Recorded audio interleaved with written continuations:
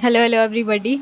I am Palak Singh and I am back with the second part of excretory product and their elimination wala chapter. So, first part is already uploaded on my channel. You can watch it from there. And we are back with the second part of excretory product and their elimination, and we will try to finish this chapter in this particular video. So, without getting late, let's just start this chapter. And let me. Uh, okay, so let's start. So we have to start from urinary. We have to start from urine formation. Okay, and the remaining part we will finish in this chapter, in this particular video. And the above part I have discussed in the first part of this video, which you will find on my channel. Okay, so let's start from here.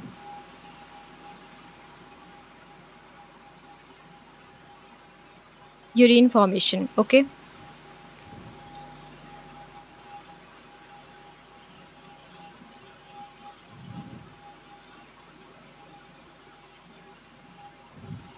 Urine formation involves three main processes, namely glomerular filtration. सबसे पहले urine formation में तुम्हें सबसे पहले glomerular filtration करना होता है. ठीक है, the first part is filtration and the second part is reabsorption. जो फ़िल्टर हो गया उसमें से कोई फिर से कुछ कुछ चीज़ों को रीअब्जॉर्ब कर लेना, एंड फिर उसमें कुछ चीज़ों को सीक्रेट भी कर देना बाद में. सो ये तीन मेन प्रोसेस है, पहले filtration, then reabsorption and then secretion. ठीक है, एक एक करके हम तीनों स्टेप को पढ़ेंगे. द फर्स्ट स्टेप, अभी फर्स्ट स्टेप को पढ़ते हैं. The first step in urine formation is the filtration of blood which is carried out by glomerulus and is called glomerular filtration. The first step तो है जो तुम्हारा, वो क्या है? फिल्ट्रेशन ऑफ ब्लड है. ठीक है, which is carried out by glomerular. जो ग्लोमेरुलस करता है, ब्लड को पहले फ़िल्टर करता है. और ब्लड तुम्हारा आ कहाँ से रहा है? हार्ट से आ रहा है. ठीक है, अब तुम्हें जानना ज़रूरी है हार्ट से कितना ब्लड पंप होता है और कितना ब्लड फ़िल्टर होता है. ठीक है, सो एक वेंट्रिकल जो होता है ना हार्ट हमारा, वो कितना ब्लड पंप करता है? 5 लीटर ब्लड पंप करता है. अगर तुमने सर्कुलेशन वाला चैप्टर पढ़ा है तो यू माइट बी नोइंग कि in 1 minute our heart pumps out 5 litre of blood, and our kidney filters 1100 to 1200 milliliter of blood, which is 1 liter roughly. So that is 1/5 of the blood pumped out by each ventricle of the heart. So जैसे 5 litre अगर blood pump कर रहा है तो 1 litre kidney उसको filter कर दे रहा है, तो रफली इट इज़ 1/5 पार्ट. ठीक है, of the blood pumped out by each ventricle of the heart. ठीक है, समझ में आ गया? 5 लीटर अगर ब्लड पंप होता है हार्ट से तो जस्ट फिल्टर 1 ही लीटर होता है. ठीक है,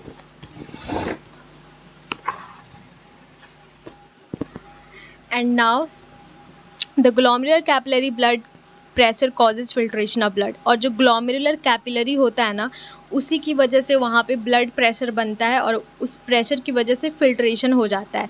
और ये जो फिल्ट्रेशन होता है ना, 3 लेयर में होता है, मतलब 3 लेयर को क्रॉस करता है ब्लड, तब ये जाकर वहाँ पे फिल्ट्रेशन होता है. So you have to know कि ये तीनों लेयर कौन कौन सा है. ठीक है, तो सबसे पहले जो लेयर है वो है तुम्हारा सबसे पहले जो लेयर है वो तुम्हारा endothelium of glomerular blood vessel. जो पहले तो यू शुड नो कि ग्लोमेरुलर क्या है. ग्लोमेरुलर तुम्हारा that is the first part of the nephron, और glomerular is made from efferent arteriole, sorry afferent arteriole, not efferent, afferent arteriole. ठीक है, एफरेंट आर्ट्रियोल का कुछ ऐसे गुच्छा होता है, ऐसे जो ऐसे ऐसे एक दूसरे को ऐसे होता है ढेर सारा. सो वहीं से नेफ्रॉन का स्टार्टिंग होता है. तो glomerular is the first part of nephron. So वहाँ पे तुम्हारा सबसे पहले ब्लड जाता है और वहाँ पे उसका जो एंडोथेलियम जो लेयर है ग्लोमेरुलर का, ग्लोमेरुलर ब्लड वेसल्स का, वहाँ से ब्लड ठीक है, फ़िल्टर होता है। तो that is the first layer, the epithelium of the Bowman's capsule. और उसके बाद बॉमेंस कैप्सूल का एपिथेलियम जो है होता है वहाँ से क्रॉस करता है, ठीक है।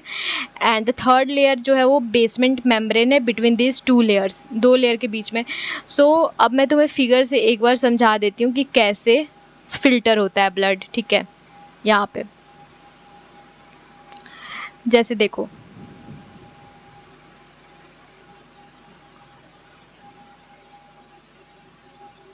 what's happening? Okay, let's draw here. अब मान लो तुम्हारा ग्लोमेरुलर ऐसे बना हुआ है, ठीक है, ऐसे ऐसे ऐसे, ये तुम्हारा ग्लोमेरुलर है, ठीक है। और ये तुम्हारा बॉमेंस कैप्सूल है,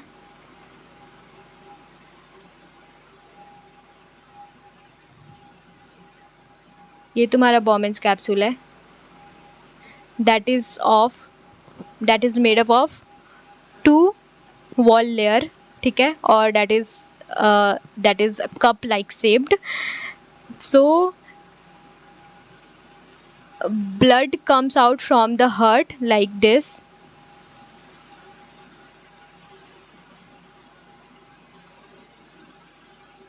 Okay,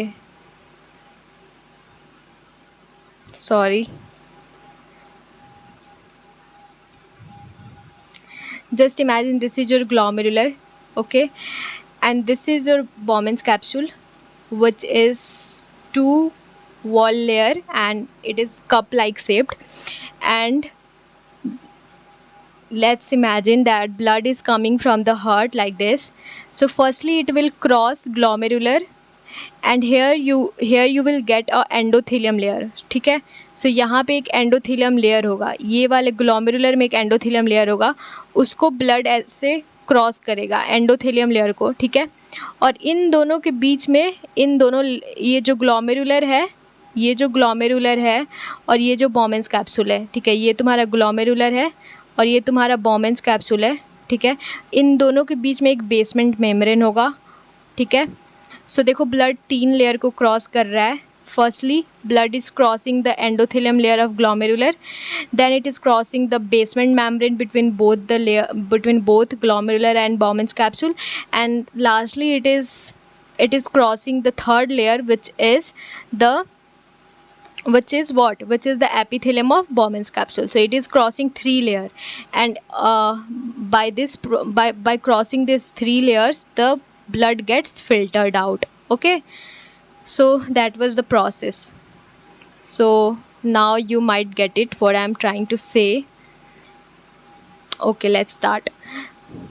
The 3 layers are, the first layer is endothelium of glomerular blood vessel, the second layer is epithelium of Bowman's capsule, and the third is basement membrane between these 2 layers. Okay, the epithelium cells of Bowman's capsule called podocytes. और जो Bowman's capsule का epithelium layer होता है उसको हम लोग क्या बोलते हैं, पोडोसाइट्स बोलते हैं. उसको हम लोग क्या बोलते हैं, पोडोसाइट्स बोलते हैं. पोडोसाइट्स आर अरेंज, वो एक इंट्रिकेट मैनर में अरेंज होता है. इंट्रिकेट मैनर में क्यों अरेंज होता है, बिकॉज इंट्रिकेट मैनर में जब अरेंज होता है ना तो उसमें कुछ छोटे छोटे ऐसे माइन्यूट स्पेस क्रिएट हो जाता है पोडोसाइट्स के बीच में, और वहाँ पे एक फिल्ट्रेशन स्लिट बन जाता है. फिल्ट्रेशन स्लिट बोल लो या फिर स्लिट पोर्स बोल लो. तो जब ब्लड फिल्टर होता है ना तो blood is filtered so finally, blood फिर इतना फाइनली फिल्टर होता है ना कि फिर जो दैट ऑलमोस्ट ऑल द मतलब सारे के सारे पार्टिकल चले जाते हैं. प्लाज्मा के जितने भी पार्टिकल कॉन्स्टिट्यूएंट्स होते हैं ब्लड के वो सब फिल्टर हो जाते हैं, ठीक है, एक्सेप्ट द प्रोटीन, सिर्फ प्रोटीन को छोड़ के. So you have to mark it here a star, क्योंकि ये बहुत इम्पॉर्टेंट है. क्योंकि जहाँ पे एक्सेप्शन वाला केस होता है ना वहाँ पे तुम्हें लर्न कर लेना चाहिए कि यहाँ पे जो प्रोटीन है वही बच जाता है. फिल्ट्रेशन वाला जो प्रोसेस होता है वहाँ पे सिर्फ प्रोटीन बच जाता है, बाकी सब कुछ फिल्टर्ड आउट हो जाता है, ठीक है. एंड सब कुछ फिर pass on to the lumen, और सारा कुछ पास करके कहाँ जाता है, ल्यूमेन में जाता है बोमेंस कैप्सूल के. So therefore it is considered as a process of ultra filtration. और ये इतना अच्छे से ये फिल्ट्रेशन होता है क्योंकि protein is very important part of our body. क्योंकि अगर प्रोटीन ही फ़िल्टर आउट हो जाएगा तो हमारे बॉडी में कुछ बचेगा ही नहीं और हमारा ग्रोथ ही नहीं होगा. सो प्रोटीन को हमें बचा के रखना है और प्रोटीन को हमें फ़िल्टर नहीं करना है. और प्रोटीन का हमें, जो हमारा यूरिन होता है उसमें प्रोटीन का मात्रा होता ही नहीं है, बिल्कुल ना के बराबर होता है. प्रोटीन नहीं होता हमारे यूरिन में, तो इसलिए प्रोटीन फ़िल्टर ही नहीं होता है. क्योंकि अब इसके पीछे तुम रीज़न जान गए कि क्यों फ़िल्टर नहीं होता है. इसलिए फ़िल्टर नहीं होता है क्योंकि बहुत ही जो उसका पोडोसाइट होता है, पोडोसाइट्स होता है जो तुम्हारा बोमेंस कैप्सूल का, वो एक इंट्रिकेट मैनर में अरेंज होता है और बहुत ही छोटे छोटे स्पेस इतना कम बनाता है, इस तरीके से बनाता है कि सारा कुछ तो फ़िल्टर आउट हो जाता है, लेकिन जो प्रोटीन होता है वो तुम्हारा फ़िल्टर आउट नहीं होता है. ठीक है, और इसीलिए इसको हम लोग बोलते हैं अल्ट्रा फिल्ट्रेशन. ठीक है, so let's move to the next paragraph, that is this. Okay, चलो पढ़ते हैं यहाँ से. The amount of filtrate formed by the kidney per minute is called glomerular filtration rate. So कितना किडनी एक मिनट में, ठीक है, एक मिनट में किडनी कितना, 1 मिनट में किडनी कितना फिल्ट्रेट फॉर्म कर रही है, कितना फ़िल्टर कर दे रही है ब्लड को, उसी को हम लोग बोलते हैं ग्लोमेरुलर फिल्ट्रेशन रेट. और GFR इन अ हेल्दी, अब एक हेल्दी इंडिविजुअल में अगर तुम जाके देखो, अगर हेल्दी इंडिविजुअल में जाके तुम देखो तो approximately 125 millilitre of blood is filtered out. मतलब उतना यूरिन बनता है 125 मिलीलीटर पर मिनट. एक मिनट में इतना यूरिन हमारी बॉडी बना देती है अगर एक हेल्दी इंडिविजुअल है तो. ठीक है, और 180 litre of blood, 180 litre per day हमारी बॉडी बनाती है. सो यहाँ पे एक क्वेश्चन अराइज होता है, यू माइट बी थिंकिंग कि अगर 1 लीटर ब्लड मतलब 1 लीटर हमारी बॉडी एक दिन में यूरिन बना रही है, तो हम इतना तो हम सूसू करने जाते नहीं है ना.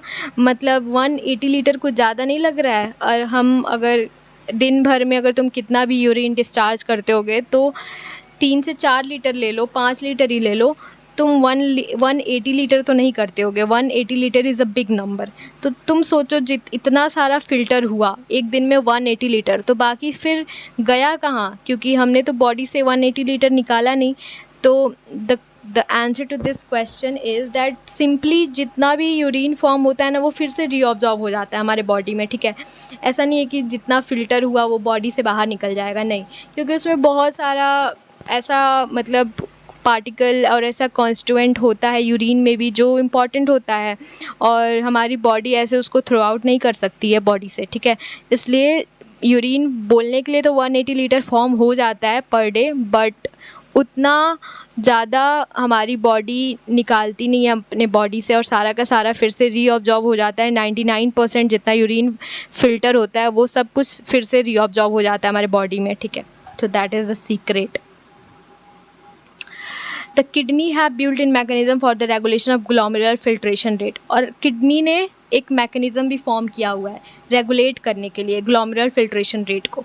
जैसे मान लो कभी तुम्हारा जो तुम्हारा फिल्ट्रेशन रेट है, GFR है, वो कभी तुम्हारा कम हो गया, तो कैसे पता चलेगा तुमको कि तुम्हारा कम हो गया और तुम्हें उसको बढ़ाना है, या कभी बढ़ गया तो माइंड को कैसे पता चलेगा कि बढ़ गया है, अब उसको घटाना है. तो एक मैकेनिज़्म फॉर्म हुआ है और उस मैकेनिज़्म का नाम है JGA, glomerular juxta glomerular apparatus. और इस मैकेनिज़्म को पढ़ते हैं अच्छे से, और मैं अच्छे से समझा दूँगी. ठीक है, तो पहले फिगर से मैं समझा देती हूँ. ठीक है, ताकि आसान रहेगा तुमको जानने में कि क्या है, और फिगर से एक बार देख लोगे तो that will be easy for you. So figure में तुमको हम JGA बता देते हैं कि JGA एपरेटस होता कहाँ है एक्चुअली में. ठीक है, देखो,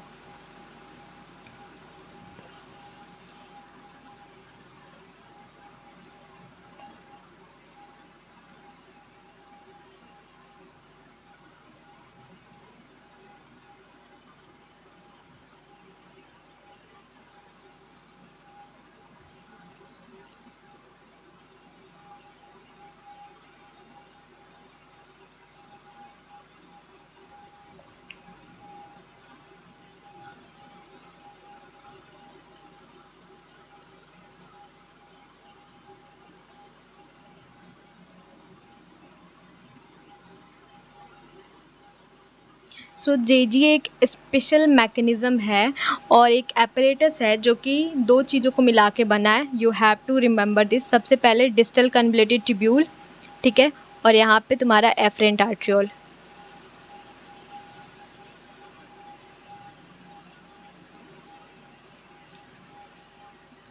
सबसे पहले तुम्हारा यहाँ पे डिस्टल कन्वोल्यूटेड ट्यूब्यूल और यहाँ पे एफरेंट आर्ट्रियोल, इन दोनों को मिला के अब तुम यहाँ पे डिस्टल कन्वोल्यूटेड ट्यूब्यूल ले लो और यहाँ पे जेजीए सेल ले लो, ठीक है, एफरेंट आर्ट्रियोल ले लो। इन दोनों को मिला के तुम्हारा क्या बना हुआ है? इन दोनों को मिला के तुम्हारा बना हुआ है JGA, मतलब जक्स्टाग्लोमेरुलर एपरेटस। सो यही दोनों मिलके, यही दोनों के सेल्स क्या होते हैं ना, एफरेंट आर्ट्रियोल के सेल्स और डिस्टल कन्वोल्यूटेड ट्यूब्यूल के सेल्स, ये दोनों सेल्स मॉडिफाई हो जाते हैं और मॉडिफाई होके एक एपरेटस बना लेते हैं जिसका नाम है जक्स्टाग्लोमेरुलर एपरेटस। और ये क्या करते हैं ना कि रेगुलेट करते हैं। अगर तुम्हारा GFR, मतलब जो तुम्हारा फ़िल्टर होने का रेट है, घट गया ना, अगर रिड्यूस हो गया, तो ये इनको पता चल जाता है और ये एक रेनिन नाम का, मतलब एक रेनिन, और रेनिन को बॉडी में तुरंत जैसे ही कम होता है ना फ़िल्ट्रेशन रेट, तुरंत रेनिन को रिलीज़ कर देते हैं बॉडी में। और जैसे ही रिलीज़ करते हैं वैसे ही रेनिन जाके फिर बॉडी में उस जगह पे क्या करता है रेनिन कि वहाँ पे जो घट गया होता है उसको जाके बढ़ा देता है फ़िल्ट्रेशन रेट को। तो कितना अच्छा है ना, कितना मैजिक है यहाँ पे। तो चलो अब बस सिंपली मैंने, देखो कितना सिंपल वर्ड्स में मैंने बता दिया है। अब इसको बस पढ़ लेते हैं कि क्या है, बस उसी को पैराग्राफ में लिख दिया है। तो देखो, JGA is a special sensitive region form by cellular modification. मैंने बताया सेलुलर मॉडिफिकेशन हो जाता है, ठीक है। और किस में होता है? डिस्टल कन्वोल्यूटेड ट्यूब्यूल में होता है और तुम्हारा एफरेंट आर्ट्रियोल में होता है, ठीक है, एफरेंट आर्ट्रियोल में होता है, जहाँ पे उनका कांटेक्ट होता है एफरेंट आर्ट्रियोल का और डिस्टल कन्वोल्यूटेड ट्यूब्यूल का। ये भी तुमको याद रखना है कि मतलब जहाँ पे, ऐसा नहीं कि कहीं भी, जहाँ दोनों कांटेक्ट में आते हैं ना, DCT और एफरेंट आर्ट्रियोल, वहाँ पे उन दोनों का सेल्स मॉडिफाई कर जाता है, सेलुलर मॉडिफिकेशन होता है उसमें। और अ फॉल इन GFR, अगर एक GFR तुम्हारा फॉल किया, जो फिल्ट्रेशन रेट है, ठीक है, अगर तुम्हारा फॉल किया तो ये क्या करता है ना, जो जेजी सेल्स हैं, जेजी सेल्स को एक्टिवेट कर देते हैं, ठीक है, और ये रेनिन को रिलीज करते हैं। एक्टिवेट होके तुरंत रेनिन रिलीज करेंगे which can stimulate the glomerular, और वो जाके स्टिमुलेट कर देगा ग्लोमेरुलर ब्लड फ्लो को, ठीक है। तो ब्लड फ्लो फिर से नॉर्मल, बैक टू नॉर्मल आ जाएगा। अगर घटा था तो बढ़ा देंगे, ठीक है। चलो अब नेक्स्ट पैराग्राफ यहाँ पे देखते हैं। A comparison of the volume of the filtrate formed per day, 180 liter per day, with that of the urine released 1.5 litre. मैंने बोला ना, सिर्फ मैंने तो कुछ ज़्यादा बोल दिया था, 4-5 लीटर रिलीज़ नहीं करते हैं हम, सिर्फ 1.5 लीटर रिलीज करते हैं। और 180 लीटर यूरिन हमारा बनता है, 180 लीटर सूसू बनता है और 1.5 सूसू तुम रिलीज़ करते हो, ठीक है। तो ये सजेस्ट कर रहा है कि 99% filtrate has to be reabsorb. उतना 99% तो तुमको 179 लीटर, इसका मतलब तुमको फिर से बॉडी में रीअब्जॉर्ब कर लेना है। कैसे? थ्रू रीनल ट्यूब्यूल्स के थ्रू। अब यूरिन तुम्हारा नेफ्रॉन के थ्रू जाएगा ऐसे रीनल ट्यूब्यूल में, पहले तो ग्लोमेरुलर से फिल्ट्रेट होके ल्यूमेन में आ गया बॉमेंस कैप्सूल के, अब फिर बॉमेंस कैप्सूल से फिर वो नीचे जाएगा, ऐसे हेनलेस लूप में जाएगा। तो सबसे पहले डिसेंडिंग लूप में जाएगा, फिर ऐसे जाएगा, फिर असेंडिंग लूप में जाएगा, फिर तुम्हारा DCT में जाएगा, फिर कलेक्टिंग डक्ट में जाएगा। तो जितना ये प्रोसेस है ना जाने का, फिल्ट्रेट जो हुआ है, ठीक है, उसी जाने के दौरान ही वो क्या करेगा कि सारा का सारा जितना भी यूरिन है उसको फिर से 99% रीअब्जॉर्ब कर लेगा। तो that is the second part, that is the reabsorption.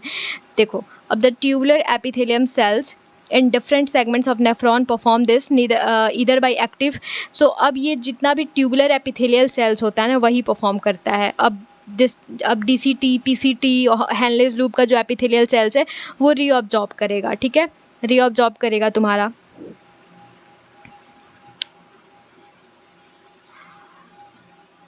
अब जस्ट इमेजिन कि कितना अच्छा ये प्रोसेस है कि तुम्हारा यूरिन बन रहा है 180 लीटर, बट सारा का सारा रीअब्जॉर्ब हो रहा है। तो ये तो तुम्हें जानना चाहिए ना अपने बॉडी के बारे में। अब तुम्हें जानना पड़ेगा कि कैसे रीअब्जॉर्ब हो जाता है, क्या होता है, ठीक है। So I will tell you guys. सबसे पहले देखो, रीअब्जॉर्प्शन में क्या होता है कि या तो तुम्हारा दो तरह से रीअब्जॉर्ब हो सकता है, या तो एक्टिव रीअब्जॉर्प्शन हो सकता है या फिर पैसिव हो सकता है। एक्टिवली कौन सा होता है? एक्टिवली वो होता है जहाँ पे तुम्हें एनर्जी खर्च करनी पड़ती है और तब तुम उसको रीअब्जॉर्ब करोगे। और पैसिवली में क्या होता है, कोई एनर्जी खर्च नहीं करनी पड़ती है, आराम से तुम रीअब्जॉर्ब कर लोगे। तो अब तुम्हें ये जानना है कि कौन सा एक्टिवली होता है और कौन सा पैसिवली तुम रीअब्जॉर्ब कर सकते हो, ठीक है। अब देखो, the tubular epithelial cells in different segments of nephron perform this इधर बाय एक्टिव, या तो एक्टिव या फिर पैसिव, जो मैंने बताया, ठीक है, या तो एक्टिव या तो पैसिव से करती है mechanism. For example substance like, अब तुम्हें याद रखना है, जैसे ग्लूकोज है, अमीनो एसिड है, सोडियम है, इन सबको फिल्ट्रेट में से रीअब्जॉर्ब करने के लिए ना क्या होता है, ये सब आर रीअब्जॉर्ब एक्टिवली, ये सब एक्टिवली रीअब्जॉर्ब होते हैं। तो you have to remember glucose, amino acids and sodium plus sodium, ठीक है।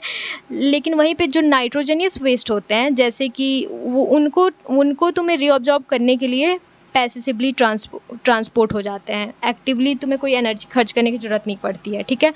Reabsorption of water also occur passively, और जो वाटर का रीअब्जॉर्प्शन होता है वो भी पैसिवली होता है, ठीक है, in the initial segment of the nephron. और कहाँ होता है वाटर पैसिवली सीक्रेट, कहाँ होता है, जो इनिशियल सेगमेंट है नेफ्रॉन का, जो पहले जो पार्ट है, ये नहीं कि लास्ट में जाके वाटर रीअब्जॉर्ब होगा, नहीं, पहले ही वाटर को रीअब्जॉर्ब कर लेंगे, मैक्सिमम वाटर को जो इनिशियल सेगमेंट है नेफ्रॉन का उसमें रीअब्जॉर्ब कर लेंगे, ठीक है। यहाँ तक समझ में आ गया। During urine formation the tubular cell secrete substance like hydrogen, potassium. और जब अब नेक्स्ट पार्ट हमने दो पढ़ लिया, हमने यूरिन फिल्ट्रेशन पढ़ लिया और सेकंड हमने रीअब्जॉर्प्शन पढ़ लिया। मैं रिकैप कर देती हूँ जल्दी से।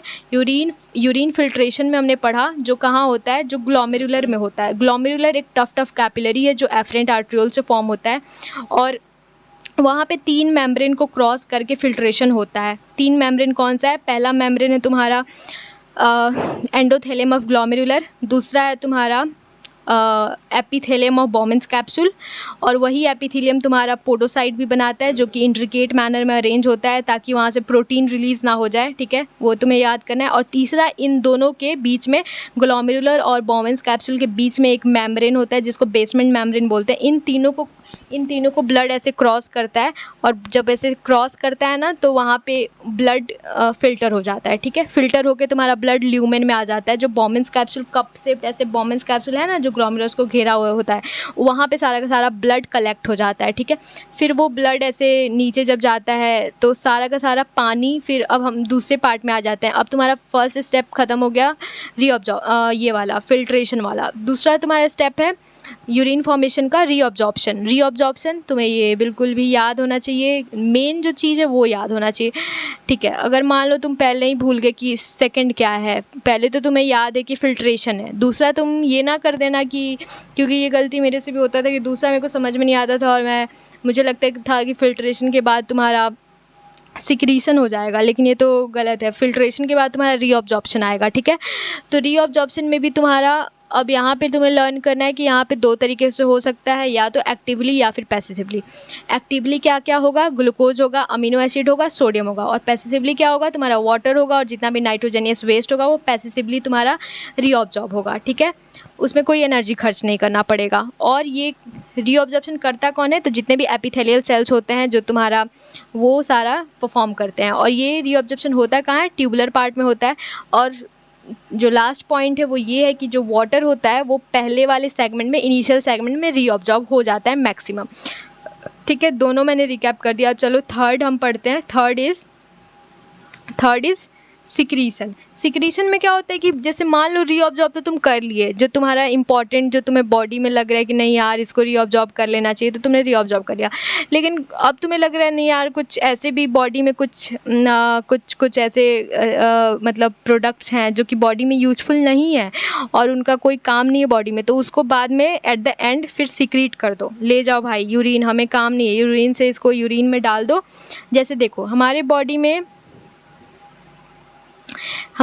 में जैसे कुछ हाइड्रोजन है, पोटेशियम का आयन है, अमोनिया है, तो ये सब का काम नहीं है, तो ये सब को फिर से फिल्टर में, मतलब फिल्ट्रेट में डाल दो, ठीक है। तो इसी को बोलते हैं ट्यूबुलर सिक्रीशन। यहाँ पे सिक्रीट होता है दोबारा से, ठीक है, ट्यूबुलर सिक्रीशन बोलते हैं इसको,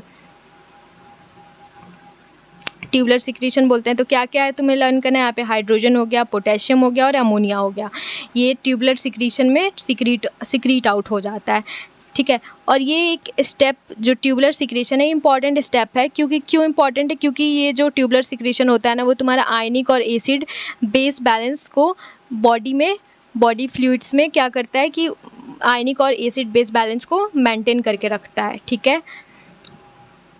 let's move to the next paragraph, function of the tubules, ठीक है। अब हमें सबका फंक्शन जानना है कि तुम्हारा, मैंने तो सारा का सारा ट्यूब्यूल मैंने पढ़ाया हुआ है, नेफ्रॉन का स्ट्रक्चर फर्स्ट पार्ट में अच्छे से तुम देख लेना उसको।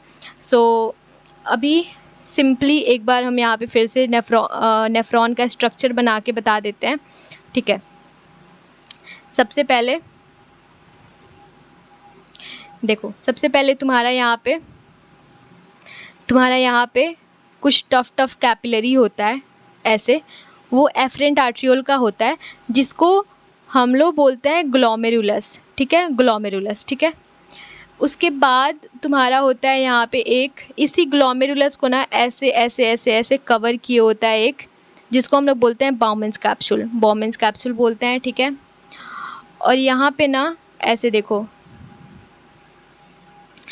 यहाँ से फिर तुम्हारा एक ट्यूबुलर ऐसे स्ट्रक्चर बहुत ज़्यादा ऐसे ऐसे मुड़ा होता है, ऐसे ऐसे मुड़ा होता है, और फिर वो ऐसे जाता है, फिर यहाँ पे बहुत मुड़ा होता है और फिर वो ऐसे जाता है। मैं बहुत ही गंदा बना रही हूँ मुझे पता है, but let's try for once again, ठीक है।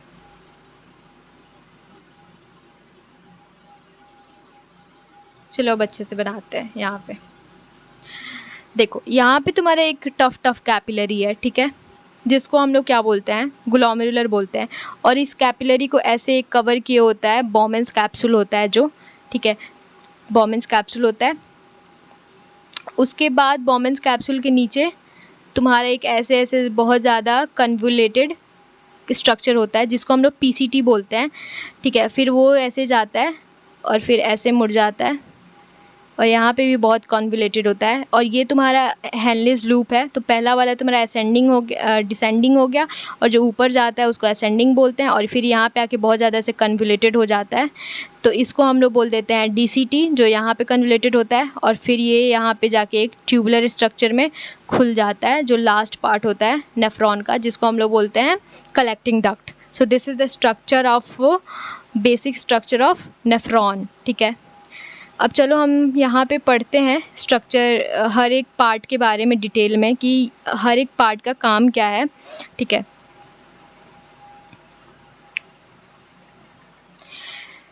सबसे पहला पार्ट है तुम्हारा प्रॉक्सिमल कन्वोल्यूटेड ट्यूब्यूल, पीसीटी। तो PCT is lined bye simple cuboidal brush border epithelium.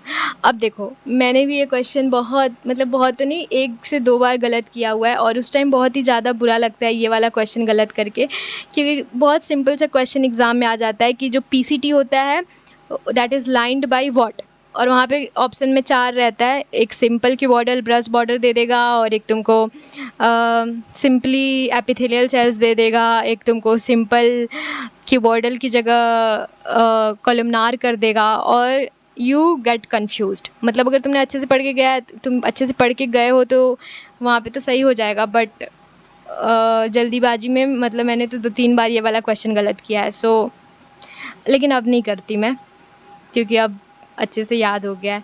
तो जो पीसीटी है वो क्या होता है ना, उसका जो वो लाइंड होता है सिंपल क्यूबॉइडल होता है, याद कर लो, और ब्रश बॉर्डर एपिथेलियम सेल्स होता है, ठीक है, which increases the surface area.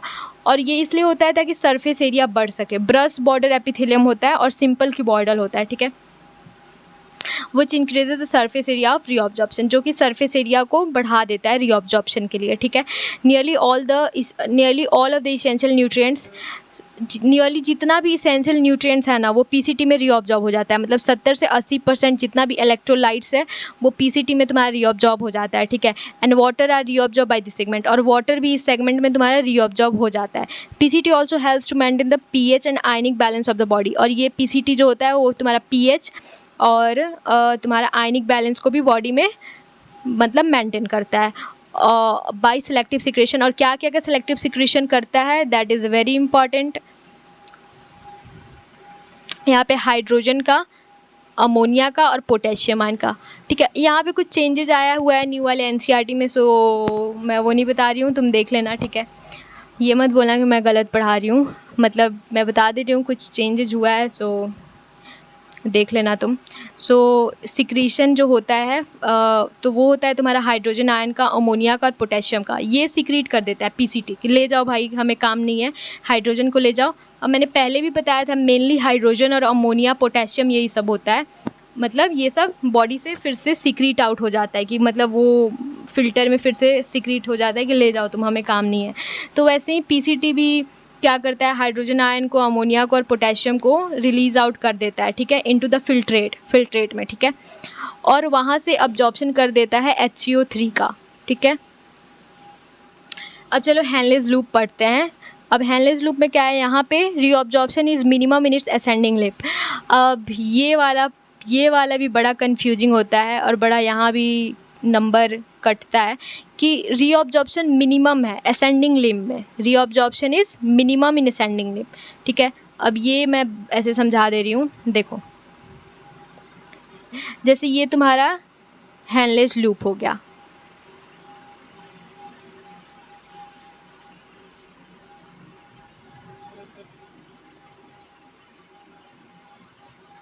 ये तुम्हारा हेनलेस लूप हो गया। ठीक है, ये तुम्हारा क्या है, ये वाला पार्ट तुम्हारा डिसेंडिंग है, क्योंकि नीचे ऐसे आ रहा है ना, डिसेंडिंग, ब्लड नीचे आ रहा है, फिर ब्लड यहाँ से ऊपर जा रहा है, ब्लड ऊपर जा रहा है, तो ये असेंडिंग पार्ट हो गया हेनलेस लूप का।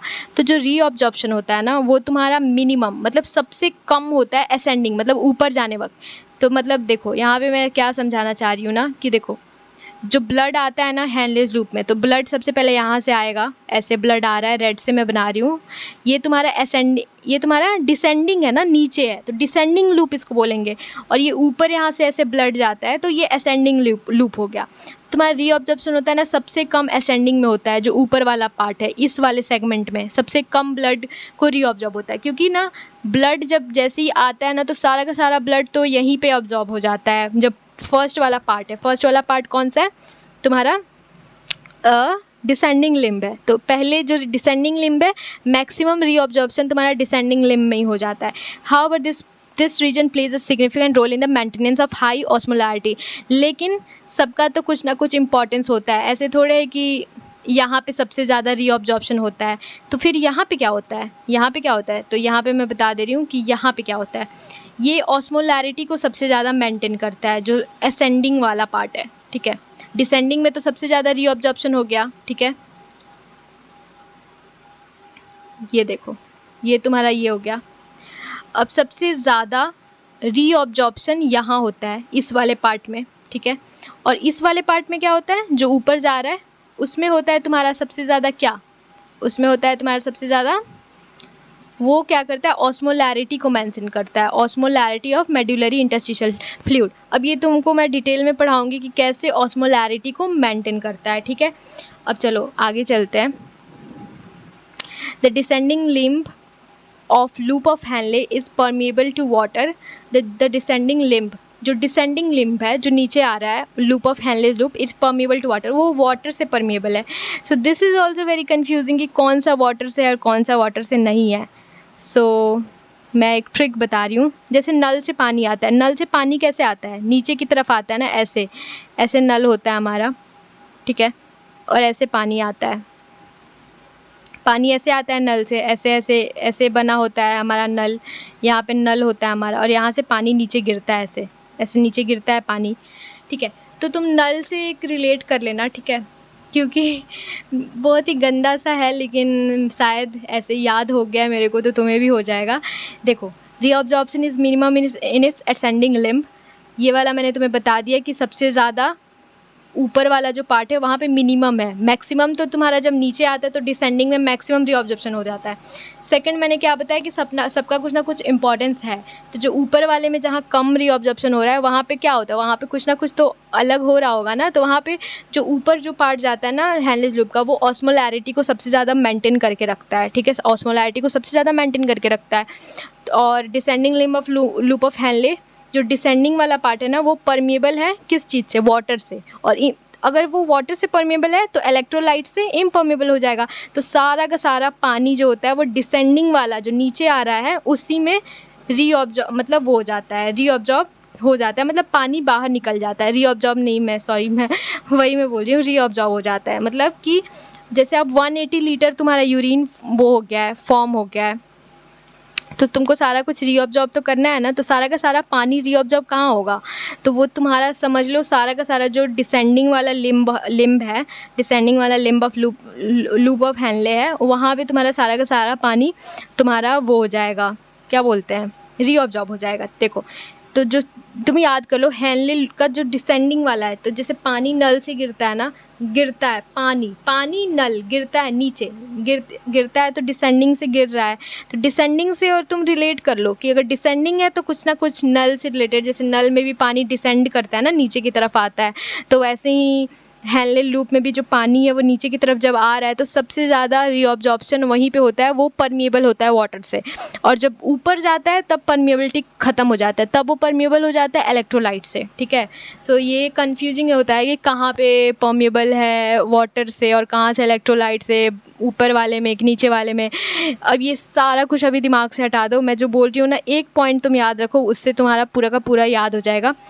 जैसे पानी, जैसे तुम एक चीज़ से बस रिलेट कर लो कि जैसे नल में पानी कैसे आता है, नल में पानी नीचे की तरफ गिरता है ना, तो वैसे ही तुम याद कर लो पानी कहाँ है, नीचे की तरफ वाले में, नीचे मतलब गिर रहा है पानी, नल में गिर रहा है नीचे की तरफ, तो नीचे से तुम याद कर लो डिसेंडिंग मतलब क्या होता है, नीचे की तरफ आना ना, डिसेंड करना, तो तुम्हारा डिसेंडिंग लूप में पानी से कुछ तो रिलेशन है, तो वहाँ पे वो पानी से प्यार करता है नीचे वाला, तो descending limb of loop of Henley वहाँ पे पानी से परमेबल होगा, मतलब वो परमेबिलिटी जो होगा, परमेबिलिटी वाला जो एक्टिविटी होगा वो पानी को बोलेगा कि तुम यहाँ पे परमेबल हो जाओ, क्योंकि वो पानी से वहाँ पे प्यार कर रहा है, क्योंकि वो डिसेंड कर रहा है नीचे की तरफ, तो तुम इसको नल से रिलेट कर लेना, क्योंकि बहुत फालतू सा है, मेरे को नहीं पता यहाँ पे क्या हो रहा है, मतलब तुम अपना भी कुछ बना सकते हो, बट मैंने ऐसे ही याद किया हुआ है कि Henle is permeable to, loop of Henle is permeable to water but almost impermeable to, अब वाटर से परमेबल है तो कहाँ पे इम्परमेबल टू इलेक्ट्रोलाइट कर देगा। ठीक है, this concentrates the filtrate as it moves down. ठीक है,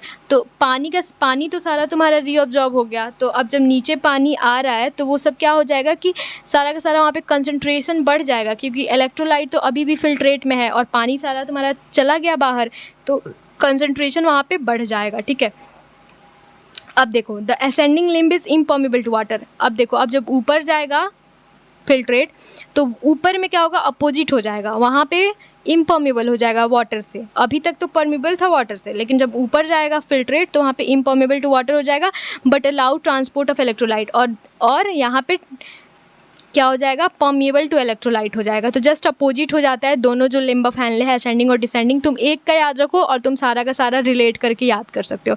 अब देखो मैं सिंपली तुमको बता रही हूँ क्योंकि दिस इज़ वेरी कन्फ्यूजिंग, यहाँ पे अगर आधा घंटा भी लग जाए तो दैट विल बी ओके। देखो मैं कैसे बता रही हूँ, अभी तक मैंने जितना भी बोला परमिएबल, इम्परमिएबल, अभी तक मैंने जो भी बोला permeable, impermeable, Henle loop, descending ascending, अभी सब कुछ दिमाग से निकालो। ठीक है, जस्ट गिव मी 5 मिनट्स। ठीक है, मैं समझाती हूँ अच्छे से। देखो अब तुम्हारा फिल्ट्रेट ऐसे आ रहा है नेफ्रॉन में, और नेफ्रॉन से बॉमेंस कैप्सूल क्रॉस करके वो तुम्हारा हेनले लूप में, पीसीटी को क्रॉस करके हेनले लूप में आ गया। ठीक है, और हेनले लूप में जैसे ही आ जाएगा तो हेनले लूप में आएगा तो सबसे पहले क्या है, descending limb of loop of Henle है, वहाँ पे पानी क्या होगा, परमेबल होगा कि इम्परमेबल होगा। अब तुम सोच में पड़ जाओगे परमेबल था कि इम्परमेबल था, ऐसे तुम सोचोगे, तो मैं सिंपली बता देती हूँ। तुम इसको सबसे पहले तुम एक नल से, जो हैंड पंप है या जो भी है, नल से रिलेट कर लो, नल जो नल होता है ना, घर में नल लगा होता है जिससे तुम नहाते हो, नल, उससे रिलेट कर लो। नल में पानी जो होता है वो नीचे की तरफ गिरता है ना, डिसेंडिंग में, तो तुम याद कर लो डिसेंडिंग और नल और पानी का कुछ ना कुछ कनेक्शन है, तो जो नीचे पानी गिर रहा है ना, descending limb of loop of Henley में, वो एक दूसरे से प्यार करते हैं, उन लोग का कुछ ना कुछ कनेक्शन है, सो नल से याद हो जाएगा तुमको। तो descending limb of loop of Henley में पानी से प्यार करता है, यानी पानी को बोलेगा कि तुम परमेबल हो जाओ, तो वहाँ पे परमेबिलिटी सारा का सारा पानी को दे देगा कि तुम यहाँ परमेबल हो, और सारा का सारा वहीं पे रीअब्जॉर्प्शन हो जाता है। मैंने पहले भी बताया कि जो मैक्सिमम रीअब्जॉर्प्शन होता है वो descending limb of loop of Henley में होता है, ठीक है। तो वहाँ पे जब नीचे फिल्ट्रेट आएगा ना तो वो सारा का सारा पानी रीअब्जॉर्ब हो जाएगा, हट जाएगा वहाँ से, और वो जो फिल्ट्रेट होगा वो बहुत ज़्यादा कॉन्सेंट्रेट हो जाएगा। कॉन्सेंट्रेट समझ रहे हो, मतलब बहुत ज़्यादा, उसमें सिर्फ इलेक्ट्रोलाइट का मात्रा ज़्यादा होगा और पानी का मात्रा कम होगा। फिर वो फिल्ट्रेट ऊपर जाएगा, ठीक है, हेनले लूप से ऊपर जाएगा, और जब ऊपर जाएगा तो क्या होगा, ऊपर जाएगा तो वहाँ पे अब सारा का सारा पानी तो चला गया। अब यहाँ पे क्या होगा, यहाँ पे जस्ट रिवर्स कर देगा, जिसको बोलते हैं वाइस वर्सा, जस्ट अपोजिट कर देगा। तो तुम समझ जाओ, पहले परमेबल टू वाटर था, अब इम्परमेबल टू वाटर हो जाएगा। पहले इम्परमेबल टू इलेक्ट्रोलाइट था, अब परमेबल टू इलेक्ट्रोलाइट हो जाएगा। तो अब ऊपर जाते वक्त, अब जो कॉन्सेंट्रेशन है ना, ऊपर जाते वक्त कॉन्सेंट्रेट से क्या होगा, धीरे धीरे क्या होगा, डाइल्यूशन होगा ना। अब धीरे धीरे इलेक्ट्रोलाइट क्या होगा, बाहर निकलेगा तो कॉन्सेंट्रेट से जो फिल्ट्रेट का वो है वो डाइल्यूट हो जाएगा, मतलब पानी का मात्रा बढ़ेगा और इलेक्ट्रोलाइट निकलेगा बाहर। तो चलो अब इसी को हम लोग पैराग्राफ में पढ़ लेते हैं।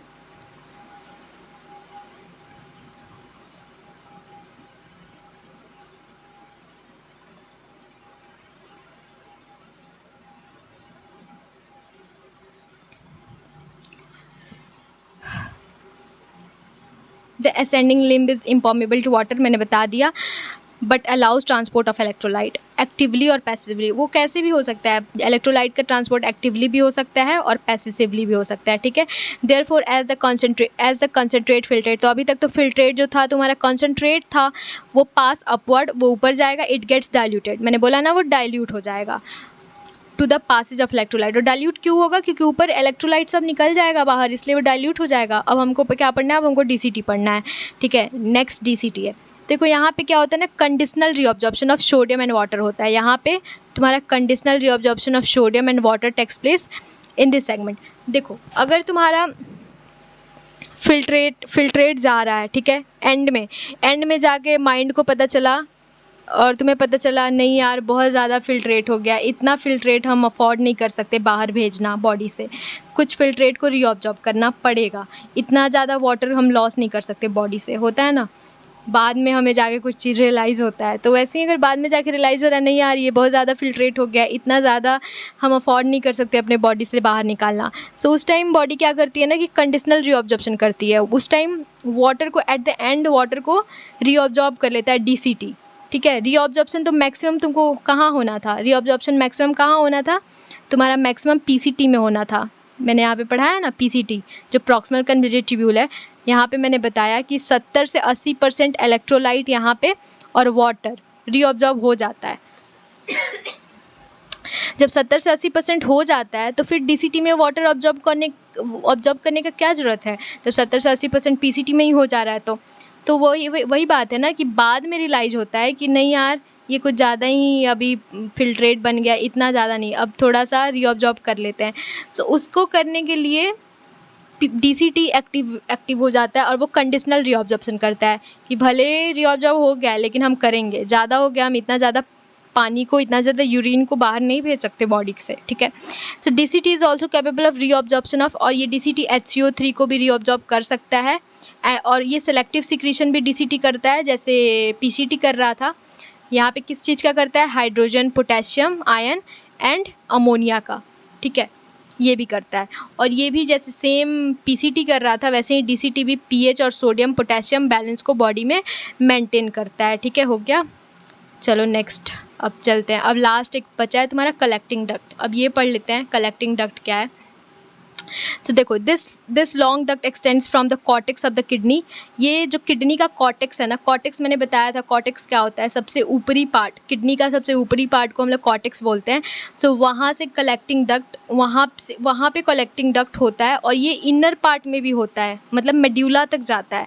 तो कॉर्टेक्स से लेके तुम्हारा मेड्यूला तक तुम्हारा कलेक्टिंग डक्ट हो सकता है। So large amount of water could be reabsorb from this segment. इस सेगमेंट से बहुत ज़्यादा पानी हम चाहें तो रीअब्जॉर्ब कर सकते हैं टू प्रोड्यूस कंसनट्रेटेड यूरिन, तो ताकि बहुत कम यूरिन बॉडी से बाहर जाए, ठीक है। This segment allow passage of small amount of urea, और इस सेगमेंट में क्या होता है कि कुछ अमाउंट ऑफ यूरिया धीरे धीरे थोड़ा यूरिया को फिल्ट्रेट में सिक्रीट करता है। This segment allow passage of, मतलब यहाँ पे पासेज होता है, जैसे थोड़ा बहुत यूरिया का यहाँ पे पासेज हो जाता है, अब वो हम तुमको समझाएंगे क्यों होता है यूरिया का passage. So this is very important, urea तुम्हें यहाँ पे लर्न कर लेना है, ठीक है। और ये यूरिया का पासेज कहाँ होता है, ठीक है, वो भी हम फिगर से भी समझेंगे। Into the medullary interstitium, medullary interstitium में होता है to keep up the osmolarity, ताकि ऑस्मोलैरिटी मेंटेन रहे। अब ये ऑस्मोलैरिटी क्या है वो भी समझेंगे। It also plays a role in the maintenance of, और ये भी जैसे पीसीटी और डीसीटी कर रहा था वैसे ये भी पीएच और आयनिक बैलेंस को बॉडी में मेंटेन करके रखता है। और सेलेक्टिव सिक्रीशन ये भी तुम्हारा हाइड्रोजन और पोटेशियम का करता है। अब ठीक है, हम यहाँ पे तुमको हम समझा दे रहे हैं, दिखा दे रहे हैं फिगर से कैसे हो रहा है। ये फिगर है सिंपली जो अभी तक हमने पढ़ा ना उसी का एक फिगर यहाँ पे दे दिया है, ठीक है, और समझाने के लिए तुमको कैसे कैसे हो रहा है। चलो हम तुमको बता दे रहे हैं। तो सबसे पहले हमने क्या पढ़ा, सबसे पहले हमने पढ़ा पीसीटी के बारे में, मतलब प्रॉक्सिमल कन्वर्जेंस ट्यूब्यूल। वहाँ पे क्या हो रहा था तुमने देखा, वहाँ पे ये देखो तुम्हारा हाइड्रोजन और तुम्हारा अमोनिया NH3, तुम्हारा पोटेशियम, ये सब क्या हो रहा है, सिक्रीट हो रहा है। सिक्रीट मतलब सिक्रीशन हो रहा है, मतलब सिक्रीट मतलब फिर से यूरिन में दे देना, किसी चीज़ को फिर से यूरिन में भेज देना, उसको सिक्रीशन बोलते हैं। और रीअब्जॉर्प्शन में मतलब उसको बॉडी से रीअब्जॉर्ब कर लेना, मतलब यूरिन से रीअब्जॉर्ब कर लेना, वो रीअब्जॉर्प्शन हो गया। और सिक्रीशन मतलब यूरिन में फिर से वापस भेज देना, मतलब यूरिन में सिक्रीट कर देना। तो यहाँ पे देखो पीसीटी भी यहाँ पे क्या करता है, मेनली 3-4 चीज़ें सिक्रीट होता है, हाइड्रोजन, अमोनिया और पोटेशियम। तो देखो हाइड्रोजन दिख गया तुम्हें अमोनिया भी दिख गया और तुम्हें पोटेशियम भी दिख गया, ये सब सिक्रीट हो रहा है, ठीक है। और देखो और क्या रीअब्जॉर्ब क्या होता है वो तुम्हें भी याद करना है। रीअब्जॉर्ब क्या होता है, तुम्हारा HCO3 NaCl और कुछ न्यूट्रिएंट्स यहाँ पे पीसीटी से क्या हो रहा है, रीअब्जॉर्ब हो जा रहा है। मतलब यूरिन से लग रहा है कि नहीं यार इतना तुम नहीं ले जा सकते, हमको वापस दे दो। तो तुम न्यूट्रिएंट्स को तो तुम सूसू के थ्रू बाहर तो तुम नहीं भेज सकते ना, उसको तो तुम रीअब्जॉर्ब कर लोगे, तो वो तुम्हारा रीअब्जॉर्ब हो जाता है, ठीक है। ये तुमको पीसीटी में याद रखना है। अब तुम नीचे आओ, अब तुम्हारा फिल्ट्रेट नीचे आएगा। अब तुम्हारा फिल्ट्रेट कहाँ आएगा, descending limb of loop of Henley में आएगा। तो यहाँ पे तुम्हें लर्न करना है कि ये वाला पार्ट जो है तुम्हारा, ये वाला पार्ट कौन सा पार्ट, ये वाला पार्ट जो है ना तुम्हारा, जो descending limb of loop of Henle, that is permeable to water. मतलब यहाँ पे वाटर क्या होगा, बाहर निकल जाएगा फिल्ट्रेट से। देखो यहाँ पे मैंने दिखा दे रही हूँ, यहाँ पे दिख रहा है H2O बाहर निकल रहा है, मतलब ये परमिएबल है इसलिए H2O निकल रहा है। तो अब नीचे जैसे जैसे देखो यहाँ पे नीचे धीरे धीरे फिल्ट्रेट तुम्हारा जा रहा है, नीचे जा रहा है। अब तुम्हारा वाटर निकल गया, सारा का सारा वाटर निकल गया। अब वाटर निकल गया तो जो तुम्हारा फिल्ट्रेट है वो क्या हो जाएगा, वो बहुत ज़्यादा कॉन्सेंट्रेटेड हो जाएगा, ठीक है, क्योंकि पानी का मात्रा बहुत कम हो गया। अब ज़्यादा सारा का सारा इलेक्ट्रोलाइट अभी है, क्योंकि इलेक्ट्रोलाइट जो descending limb of loop of Henle है वो इम्पॉर्मेबल टू इलेक्ट्रोलाइट है। This is also you have to remember. तो यहाँ पे वो क्या हो जाएगा कि अब सारा का सारा ये जो फिल्ट्रेट है वो तुम्हारा कॉन्सेंट्रेटेड हो गया। अब तुम्हारा यूरिन तुम्हारा ऊपर जाएगा। तो ये तुम्हारा कौन सा सेगमेंट है, ascending limb of loop of Henle है, ascending limb of loop of Henle. यहाँ पे क्या होता है तुम्हारा, तो मैक्सिमम जो तुम्हारा रीअब्जॉर्प्शन है वो तुम्हारा इसी पार्ट में हो जाएगा, इस वाले पार्ट में जो तुम्हारा नीचे आ रहा है। डिसेंडिंग में मैक्सिमम जो तुम्हारा वाटर का रीअब्जॉर्प्शन है इस वाले पार्ट में हो जाएगा। तो फिर ऊपर वाले पार्ट में क्या होगा, ये तुमने सोचा होगा इस वाले पार्ट में क्या होगा। सो यहाँ पे देखो, यहाँ पे क्या होता है ना, यहाँ पे ये ऑस्मोलैरिटी को मेंटेन करता है। अब हम समझेंगे ऑस्मोलैरिटी क्या होता है। सो ऑस्मोलैरिटी दो लोगों के बीच में मेंटेन होता है और उसकी वजह से ही तुम्हारा यूरिन बन पाता है। अब वो नेक्स्ट वाले टॉपिक में पढ़ेंगे कि कैसे ऑस्मोलैरिटी मेंटेन होता है। सो अभी हम तुमको बता दे रहे हैं, ये वाला पार्ट और ये वाला पार्ट, ये दोनों मिलके कुछ मैजिक करते हैं। ऐसा मैजिक मतलब कुछ तगड़म बगड़म करते हैं। ये वाला पार्ट कुछ रिलीज करता है और ये कलेक्टिंग डक्ट भी कुछ रिलीज करता है। और क्या क्या रिलीज करते हैं, कुछ ऐसा करते हैं जिसकी वजह से मतलब क्या होता है, यूरिन कैसे कॉन्सेंट्रेटेड होता है और कैसे फॉर्म होता है, वो हम नेक्स्ट वाले टॉपिक में पढ़ेंगे। बट अभी यहाँ पे जो इस वाले टॉपिक में जितना जानना है वो जान लो कि अब जब ऊपर जब ब्लड जाता है ना, तो यहाँ पे क्या होता है ना कि यहाँ पे पानी से परमिएबिलिटी ख़त्म हो जाता है। पानी चाहे तो नहीं निकल सकता है बाहर, ठीक है, निकल सकता है, थोड़ा बहुत तो निकलता है बट उतना नहीं निकलेगा। यहाँ पे परमिएबिलिटी किसको मिल जाता है, न्यूट्रिएंट्स को मिलता है। तो देखो यहाँ पे तुम देख रहे हो, यहाँ पे NaCl बाहर निकल रहा है, ठीक है। तो ये एक तरह से क्या है, इलेक्ट्रोलाइट है ना NaCl, तो ये बाहर निकल रहा है। यहाँ पे तुम कहीं भी नहीं देखोगे कि इलेक्ट्रोलाइट है, यहाँ पे तुम कहीं नहीं देख रहे हो इलेक्ट्रोलाइट, ठीक है। और देखो यहाँ पे जो कलेक्टिंग डक्ट है ये वाला पार्ट, ये कुछ यूरिया को भी रिलीज कर रहा है, जो मैं यहाँ पे बोल रही थी तुमको, जो मैं तुमको यहाँ पे बोल रही थी, जो यूरिया कलेक्टिंग डक्ट यूरिया को रिलीज करता है, मैंने यहाँ पे बोला देखो urea into the medullary interstitium, और इसी को मेडुलरी इंटरस्टिशियम बोलते हैं ना। ये वाला जो पार्ट है वो तुम्हारा पूरा का पूरा मेडुलरी इंटरस्टिशियम है, ठीक है। अब चलो हम चलते हैं नेक्स्ट टॉपिक पे, जो कि है तुम्हारा mechanism of concentration of filtrate. So बहुत ही ज़्यादा इंटरेस्टिंग टॉपिक है और बहुत जल्दी ख़त्म हो जाएगा। फिर रेगुलेशन ऑफ किडनी फंक्शन है, फिर मिक्सचुरेशन है, फिर role of other organs in excretion है, फिर disorders of the excretory system है।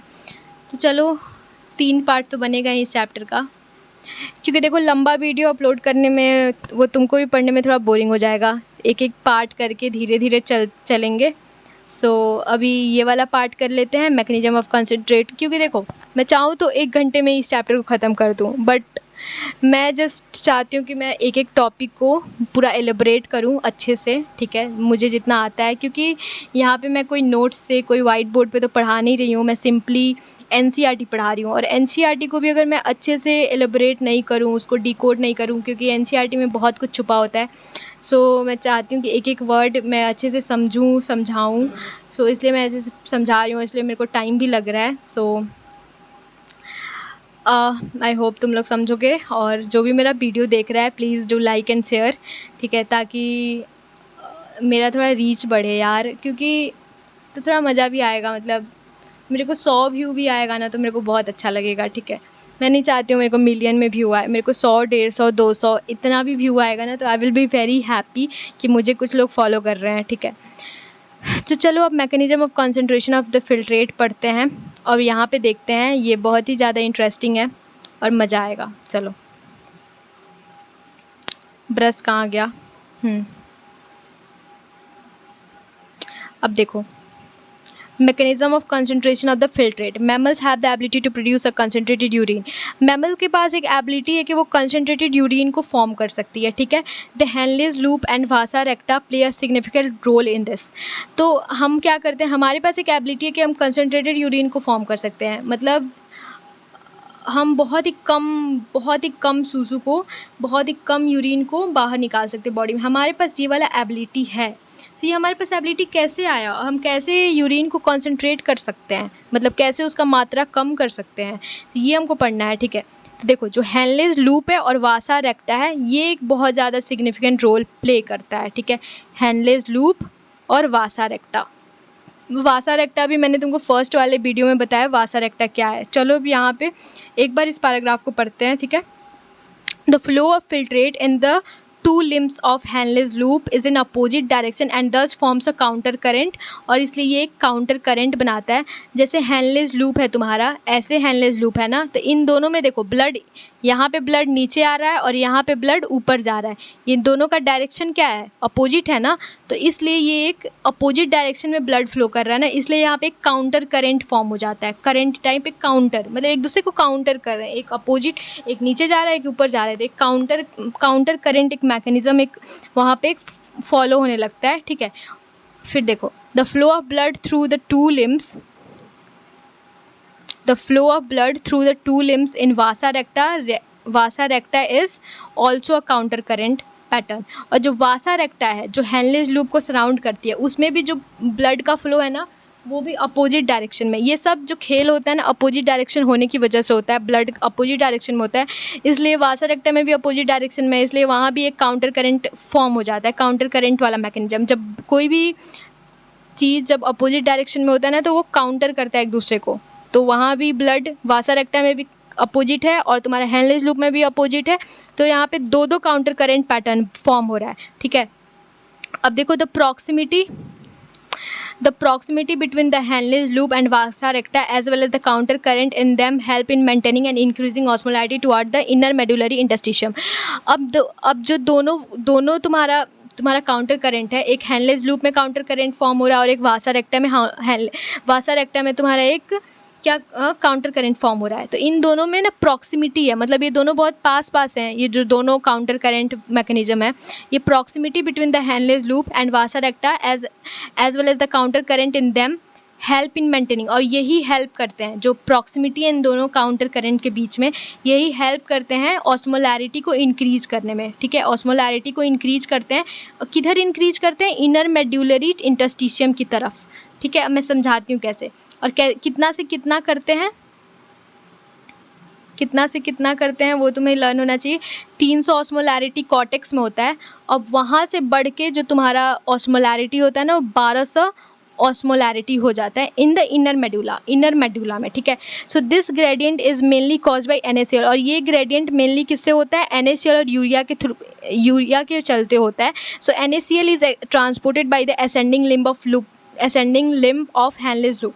जो NaCl है ना, वो ट्रांसपोर्ट होता है तुम्हारा असेंडिंग लिम्ब, जो ऊपर जाता है। तो ऊपर वाला मैंने बताया था ना कि वहाँ पे NaCl प्रोड्यूस क्यों होता है, क्योंकि that is permeable to electrolyte, तो वहाँ पे ट्रांसपोर्ट होता है। तो ascending limb of loop of Henle है ना, वो NaCl को रिलीज करता है, ठीक है, with the which is exchange with the descending limb of vasa रेक्टा, जो कि एक्सचेंज हो जाता है डिसेंडिंग लिम्ब ऑफ वासा रेक्टा से, तो जो नीचे वासा रेक्टा आ रहा होता है उससे एक्सचेंज हो जाता है। तो मतलब तुम्हारा जो NaCl है वो कहाँ से निकलता है, ascending limb of loop of Henle से निकल के वो चला जाता है डिसेंडिंग लिम्ब ऑफ वासा रेक्टा में। समझ रहे हो क्या कह रही हूँ, ऐसे। अभी मैं तुमको समझाती हूँ, चिंता मत करो अच्छे से। अब देखो, NaCl is return to the interstitium by the ascending portion of vasa recta. NaCl is return to the interstitium by the ascending portion of vasa recta. अब डिसेंडिंग में गया था NaCl, अब जब डिसेंडिंग से जब असेंडिंग में वो NaCl जाएगा, तो अब असेंडिंग में जाके वासा रेक्टा क्या करेगा, उस NaCl को फिर से मेडुलरी रीजन में, इंटरस्टिशियम में फिर से वापस दे देगा, ठीक है, ठीक है।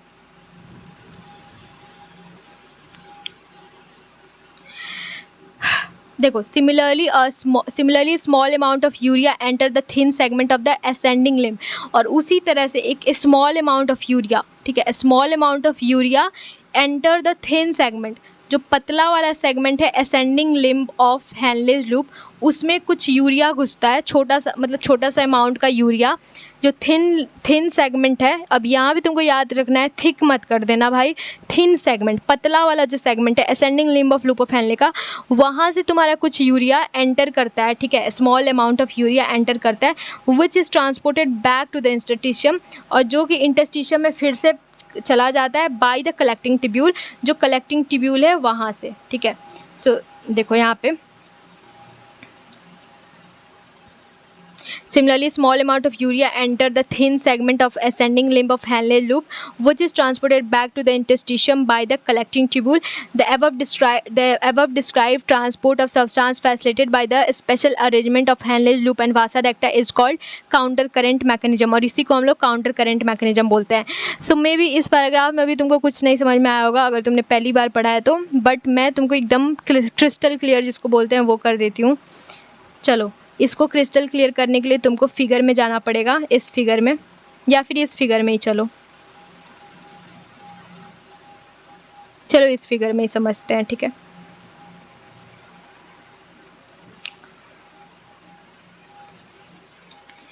सो ये है तुम्हारा नेफ्रॉन, ठीक है, नेफ्रॉन है।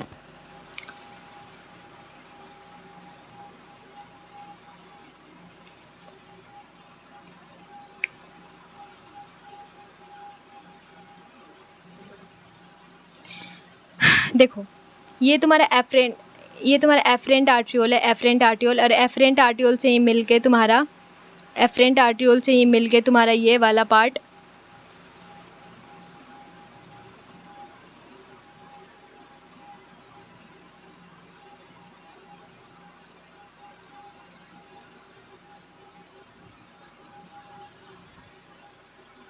ये एफरेंट आर्ट्रियोल से तुम्हारा ये वाला पार्ट बना है, ठीक है, जिसको ग्लोमेरुलस बोलते हैं, ठीक है।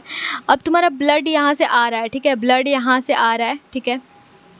अब देखो, सबसे पहले क्या होता है ना, इस काउंटर करंट मैकेनिज्म को एक बार हम इस वाले फिगर से समझा देते हैं, फिर उस फिगर को भी समझा देंगे, ज़्यादा टाइम नहीं लगेगा। देखो, इस वाले फिगर से हम समझाते हैं क्या है।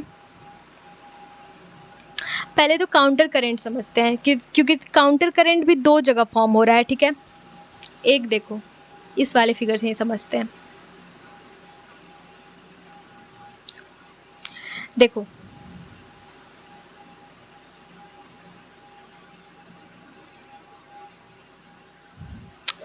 यहाँ पे जब ब्लड ऐसे आ रही होती है, फिर ऊपर जब ब्लड ऐसे जा रहा होता है, ठीक है, सो ऊपर जब जाता है ना तो यहाँ पे NaCl रिलीज होता है, NaCl रिलीज होता है, ठीक है, ये मैंने बताया था। और NaCl क्यों रिलीज होता है? क्योंकि ये परमिएबल टू इलेक्ट्रोलाइट है, इसलिए जो असेंडिंग लिम्ब है जो ऊपर जा रहा होता है वो परमिएबल टू इलेक्ट्रोलाइट है, इसलिए NaCl एक इलेक्ट्रोलाइट है और उसको वो रिलीज कर देता है क्योंकि वो परमिएबल है। तो NaCl रिलीज हो गया। अब ये NaCl को लेगा कौन? रिलीज़ तो हो गया, इंटरस्टिशियम में रिलीज़ हुआ है। अब देखो यहीं पे एक, इस फिगर में नहीं बताया हुआ है, बट यहाँ पे एक तुम्हारा साथ ही साथ वासा रेक्टा भी होता है, मैंने तुम्हें समझाया था, वासा रेक्टा भी होता है, यहाँ पे ऐसे वासा रेक्टा होता है जो कि इसको सराउंड करता है। सो यहाँ पे जो है ना, अब NaCl यहाँ से निकल के, मतलब क्या मैं बोल रही हूँ, यहाँ से निकल के, इस वाले से निकल के यहाँ चला जाएगा, जो डिसेंडिंग, जो ये वाला पार्ट है डिसेंडिंग, तो यहाँ से निकल के यहाँ, समझ रहे हो, जो ascending limb of loop of Henle है वहाँ से NaCl निकल के तुम्हारा NaCl चला जाएगा डिसेंडिंग लिम्ब ऑफ वासा रेक्टा में। वासा रेक्टा असेंडिंग से डिसेंडिंग में जाएगा, ये जो ऊपर जा रहा है असेंडिंग और नीचे वासा रेक्टा आ रहा है, नीचे वासा रेक्टा आ रहा है, तो असेंडिंग से निकल के, असेंडिंग किसका असेंडिंग? हेनलेज लूप से निकल के NaCl चला जाएगा कहाँ? Descending limb of loop of Henley में। वेरी सिंपल, यहाँ पे कंफ्यूज मत होना, ठीक है। अब देखो, जस्ट वेट अ मिनट।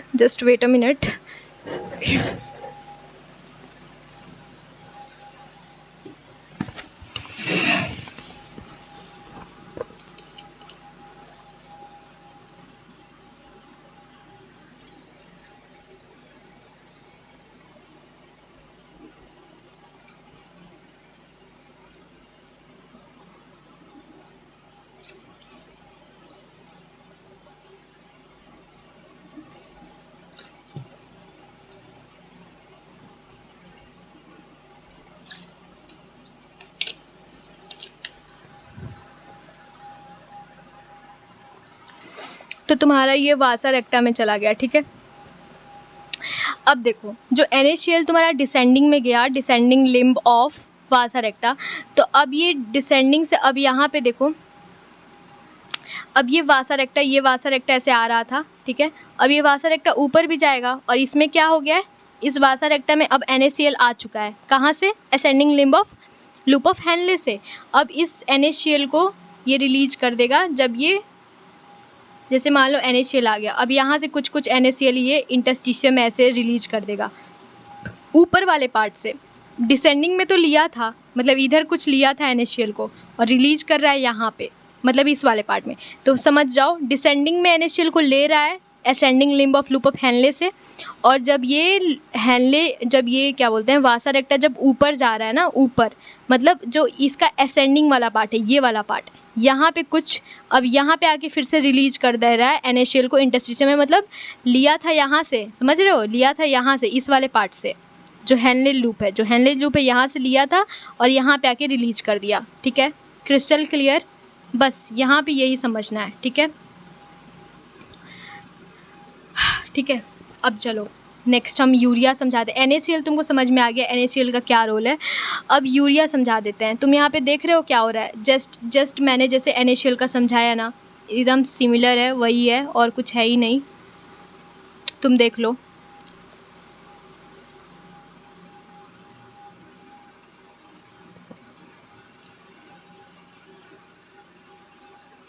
देखो ये नेफ्रॉन है ना, ये वाला तुम्हारा असेंडिंग है, मैंने बोला था ना यहीं पे सारा का सारा ये नेफ्रॉन है तुम्हारा, जो ऊपर ascending limb of loop of Henle है जो मैं बना रही हूँ, तो ये असेंडिंग वाला है, और मैंने बोला था ना यहीं पे सारा NaCl रिलीज होगा। तुम देख रहे हो ये वाला पार्ट, यहाँ पे सारा NaCl रिलीज हो रहा है कि नहीं, यहाँ पे दिख रहा है NaCl, ये तुम्हें NaCl दिख रहा है, ये सब NaCl ही ना है, ये सब कहाँ रिलीज हो रहा है, किसके थ्रू रिलीज हो रहा है, ये ascending limb of loop of Henle है, वो ढेर सारा यहाँ पे NaCl ऐसे इंटरस्टिशियम में रिलीज कर रहा है, समझ गए मैं क्या कह रही हूँ, ठीक है। यहाँ पे NaCl रिलीज कर रहा है बहुत सारा।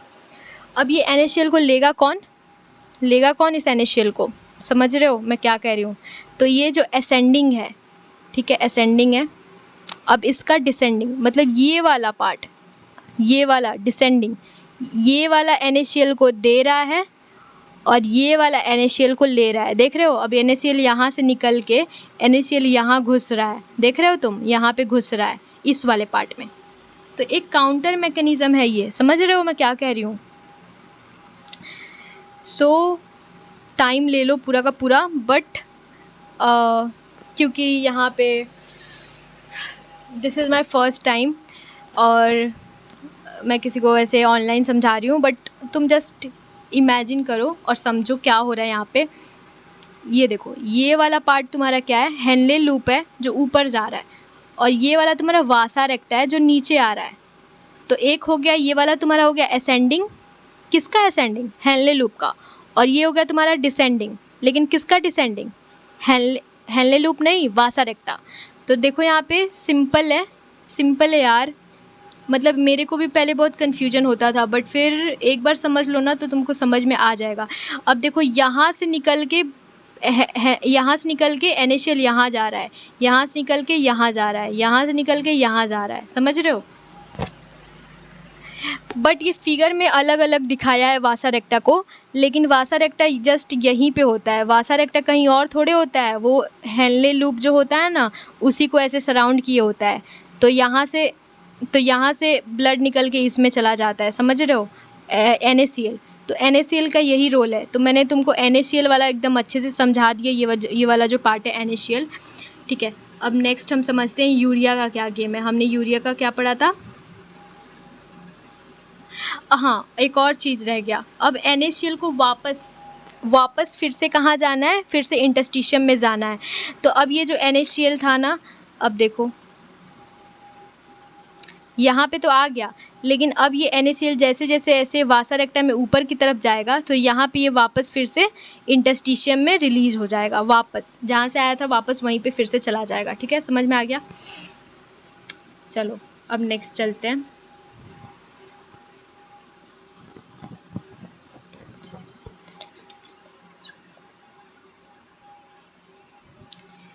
अब देखो, similarly small amount of urea enter the thin segment of ascending limb of Henle loop which is transported back to the interstitium by the collecting tubule. अब यहाँ पे तुमको एक NaCl वाला गेम तुमको एकदम समझ में आ गया कि NaCl क्या हो रहा है, एक से निकल रहा है, एक में जा रहा है, फिर एक से फिर वापस इंटरस्टिशियम में आ जा रहा है। अब तुमको यहाँ पे यूरिया का समझना है, यूरिया में क्या हो रहा है। अब देखो, अब यहाँ पे इस इंटरस्टिशियम में कुछ यूरिया है। अब यूरिया क्या कर रहा है ना, थिन सेगमेंट क्या है, थिन सेगमेंट जो असेंडिंग लिम्ब ऑफ, ये वाला तुम्हारा क्या है, ये तुम्हारा है ascending limb of loop of Henley, और इसका ये वाला थिन सेगमेंट है, पतला वाला थिन सेगमेंट। यहाँ से कुछ यूरिया एंटर कर रहा है, ऐसे ऐसे ऐसे कुछ यूरिया यहाँ पे एंटर कर गया। ठीक है, अब ये यूरिया सिंपली ऐसे ऊपर जाएगा, अब यहाँ से ऊपर जाएगा, ये सारा का सारा यूरिया ऐसे ऊपर जाएगा। ठीक है, ऊपर से यहाँ फिर नीचे आएगा यूरिया इसके थ्रू। समझा दे रही हूँ अच्छे से भाई, ये मत बोलना बाद में। अब देखो, ये सारा का सारा यूरिया यहाँ से थिन सेगमेंट से घुसेगा, ये तुम ऊपर से यहाँ से मत घुसा देना, वो गलत हो जाएगा। थिन सेगमेंट से यूरिया यहाँ पे घुस रहा है। ठीक है, थिन सेगमेंट से यूरिया यहाँ पे घुस रहा है। ठीक है, अब ये सारा का सारा तुम्हारा जो यूरिया है वो ऐसे ऊपर जाएगा और फिर कलेक्टिंग डक्ट से ऐसे नीचे आएगा। अब जब नीचे आएगा ना, तो फिर यहाँ से फिर बैक टू इंटरस्टिशियम हो जाएगा। समझ रहे हो कितना, मतलब कोई इसमें लॉजिक दिख रहा है? पहले घुस रहा है और फिर कहाँ से बाहर निकल रहा है, फिर कलेक्टिंग डक्ट इसको बाहर सारा का सारा निकाल दे रहा है, सारा का सारा कलेक्टिंग डक्ट इसको बाहर निकाल दे रहा है, इंटरस्टिशियम है, बैक टू इंटरस्टिशियम। सो इसी मैकेनिज्म को जो NaCl और यूरिया कर रहा है ना, एक से घुस रहा है और एक से निकल रहा है। सो ये तुमको स्टेटमेंट बेस्ड क्वेश्चन आ सकता है कन्फ्यूज करने के लिए। तुमको या तो थिक सेगमेंट दे देगा या फिर तुमको बोल देगा यहाँ से निकलता है, मतलब कुछ ना कुछ गलत कर देगा और तुमको वहाँ पे पकड़ना होगा। सो देखो, एक बार मैंने तो बता दिया, बट तुमको एक बार पढ़ के खुद से समझना होगा कि क्या है यहाँ पे, क्या बोल रहा है। ठीक है,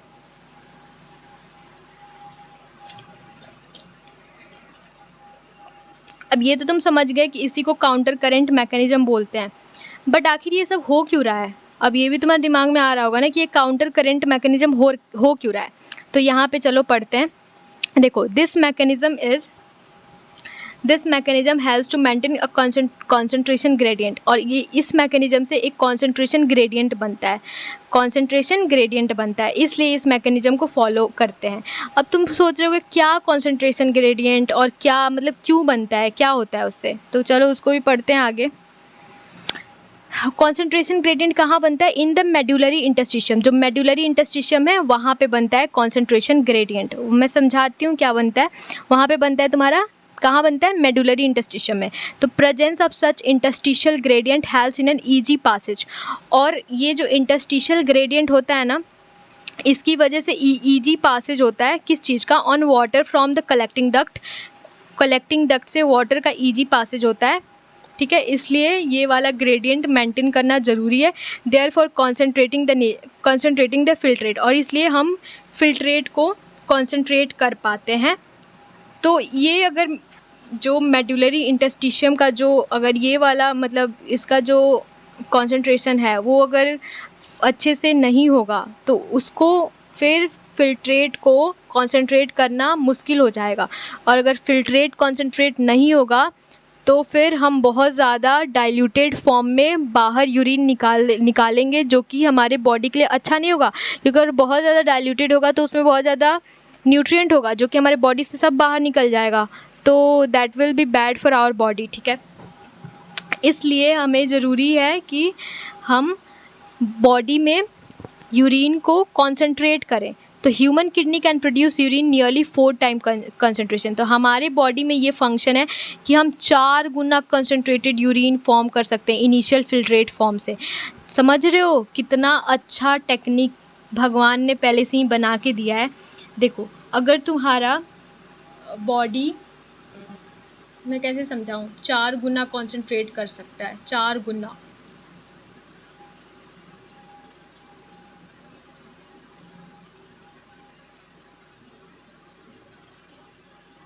जैसे मान लो, चलो इस एग्जांपल से समझते हैं। मान लो तुम्हारे में 100 लीटर फिल्ट्रेट बना, 100 लीटर फिल्ट्रेट, 100 लीटर, ठीक है, इतना तुम्हारा बॉडी फिल्ट्रेट फॉर्म किया, ठीक है।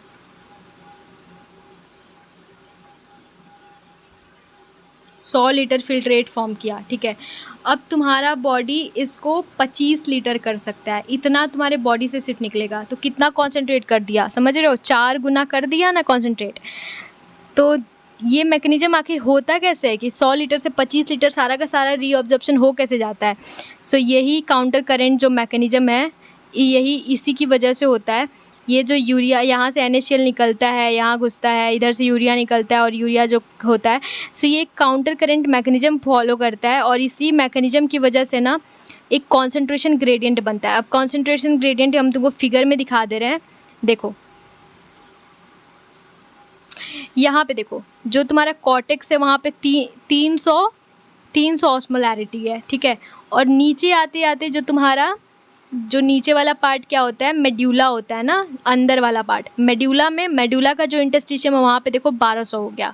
तो कितना का फ़र्क हो गया, तुम देख रहे हो, यहाँ से यहाँ, ठीक है, 300 से 1200। ये ऑस्मोलैरिटी को इंक्रीज करता है, ठीक है।